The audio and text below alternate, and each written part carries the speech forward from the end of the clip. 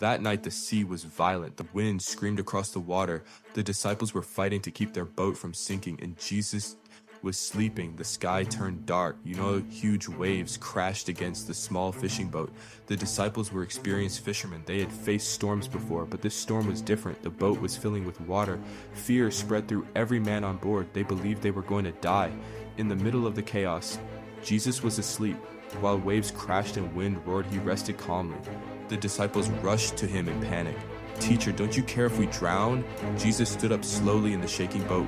The storm continued to rage around him. Then he looked at the wind and spoke, "Peace, be still." Instantly the wind stopped. The waves became calm. The sea that was violent seconds earlier became completely still.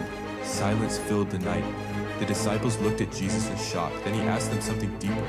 "Why are you afraid? Do you still have no faith?" They whispered to each other, "But who is this, that even the wind and the sea obey him?" That night the disciples learned something powerful. The storm wasn't the greatest force on the sea, Jesus was.